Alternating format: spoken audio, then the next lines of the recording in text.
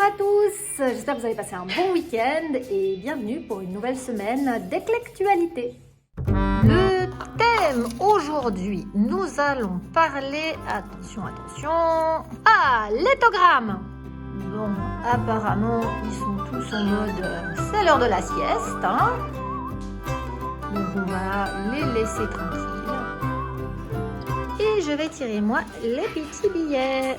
Alors, on va parler du gris d'Afrique et son envol tardif. Les gris d'Afrique ont une particularité par rapport aux autres perroquets, c'est que les parents s'occupent de leurs enfants très longtemps et donc les enfants restent dépendants de leurs parents pendant presque 2 ans. Même si le sevrage alimentaire se finit entre 3 et 6 mois, le sevrage, lui, on va dire la socialisation faite par les parents dure vraiment plus longtemps et c'est pour ça qu'il est important de le savoir pour pouvoir bien s'en occuper. Lorsque vous avez votre petit gris qui arrive chez vous et qu'il est à peine sevré, sachez qu'en fait c'est encore un bébé et il a besoin de beaucoup d'attention et de socialisation pour bien apprendre. Dans la nature, la transmission que les parents font à leur petit gris ne s'arrête pas à juste savoir manger tout seul et savoir voler. Les parents apprennent beaucoup de choses à leurs petits et aussi à s'occuper de leur bébé.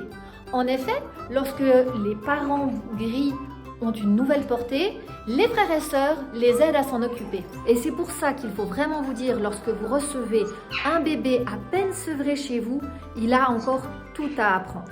Bonjour à tous et bienvenue dans cette nouvelle éclectualité par un temps bien maussade mais la bonne humeur. Donc aujourd'hui, hop, les modes de défense. Bigou, tu me prends un petit billet?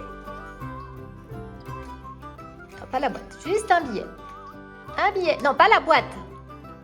Un billet, pas la boîte. Oh là là.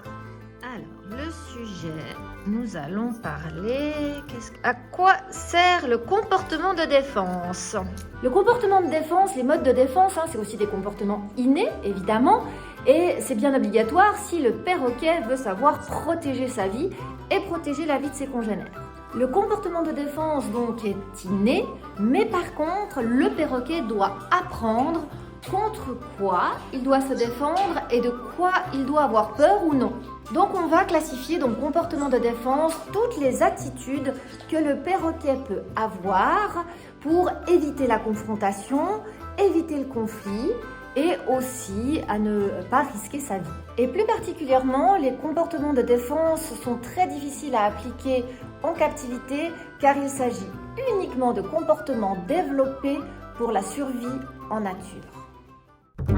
Et bonjour, milieu de semaine et nouvelle éclectualité. Alors, l'intelligence sociale. Voilà, China, tu viens chercher ta noix? Tu viens chercher la noisette? Oui, c'est bien. C'est très bien, bébé. Allez, viens. Allez. Oui, ça c'est un bon bébé. Bravo, mon China. Qu'est-ce qu'on nous dit de l'intelligence sociale? C'est les bienfaits du grégarisme.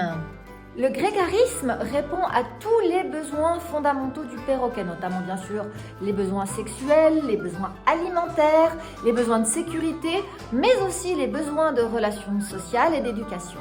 Pour les besoins sexuels, c'est simple, pour les besoins de la reproduction, il est beaucoup plus facile de trouver un partenaire fiable et coordonné, on va dire, à l'individu dans un grand groupe social.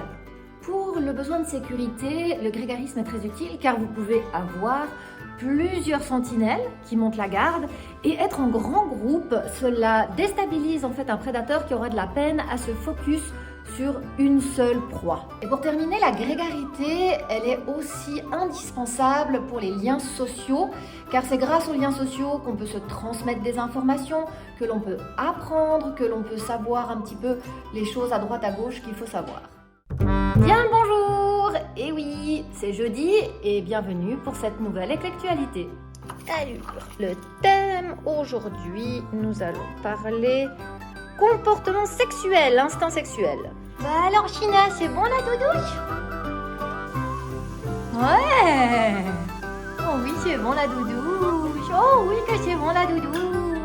Pendant qu'il y en a qui apprécient leur douche, il y en a d'autres qui se cachent en espérant que je ne les vois pas. Parce qu'ils détestent la doudouche. Et donc, le sujet dans les comportements et instincts sexuels, choisir son partenaire. Alors, choisir son partenaire prend du temps chez les perroquets. Vous ne pouvez pas mettre un mâle et une femelle dans la même cage pour être sûr qu'ils vont s'apprécier, sûr qu'ils vont faire des bébés, etc. La parade nuptiale du mâle pour séduire sa femelle va durer et peut durer plusieurs mois. L'investissement pour élever des petits est énorme chez les perroquets. La femelle doit être sûre qu'elle peut compter sur son mâle pour l'aider dans cette tâche.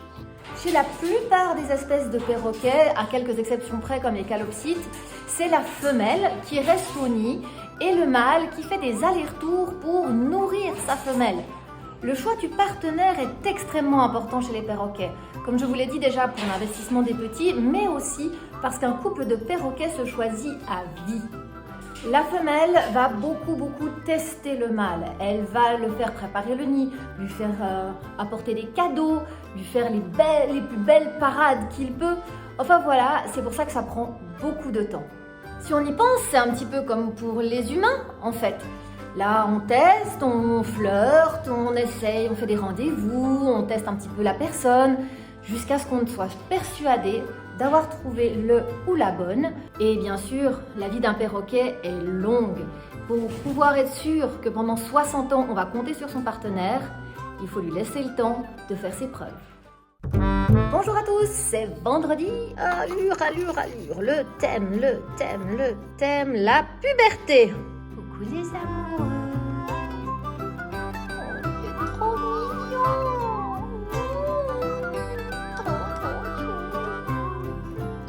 Alors, la puberté, on va parler des montées hormonales. Les montées hormonales chez nos oiseaux, ce n'est pas une maladie, rassurez-vous, c'est quelque chose de complètement naturel. Dans la nature, il y a en général 2 périodes de montées hormonales, le printemps et l'automne. Mais en captivité, les perroquets vivant toujours à l'intérieur, ils sont à peu près en montée hormonale n'importe quand. Bien sûr, parce que ces montées hormonales sont en fait induites grâce à la lumière du jour, à la chaleur, etc. Les montées hormonales, donc, elles arrivent à la puberté. Un oiseau non pubère ne fera pas de montée hormonale. Donc, si vous avez un hara de moins de, 5 ans, il n'est pas en montée hormonale. Les montées hormonales chez le mâle et la femelle diffèrent dans leurs expressions et bien sûr aussi diffèrent selon les espèces. Mais en règle générale, la femelle devient tout d'un coup très possessive, très protectrice, presque agressive. Alors que le mâle, lui, il sera plutôt plus criard et il va être plus insistant envers son humain chouchou. Il va aussi faire beaucoup plus de parades et de choses comme ça. Les premières montées hormonales sont souvent très déstabilisantes pour l'oiseau car lui-même ne comprend pas ce qui se passe hormonalement dans son corps. Mais plus la maturité arrivera, plus l'oiseau aura l'habitude et plus ces crises hormonales seront faciles à gérer. Pour conclure, n'ayez pas peur des montées hormonales de votre oiseau. Dites-vous juste que c'est une période où il faut lui ficher un peu plus la paix, où il a des humeurs un peu plus difficiles. Mais n'ayez pas peur que cela arrive car de toute façon, ça arrivera. Par rapport à Théo, pas de nouvelles. Vraiment aucune nouvelle, donc on commence vraiment un petit peu à ne plus trop y croire, à se dire qu'il y a 2 possibilités. Il est soit mort, soit il a été recueilli par quelqu'un qui ne veut pas le rendre. Voilà. Donc tout ce que j'espère, c'est qu'il va bien, qu'il ne souffre pas, qu'il est en bonne santé, entre de bonnes mains. Voilà. C'est comme ça. Je vous fais des bisous.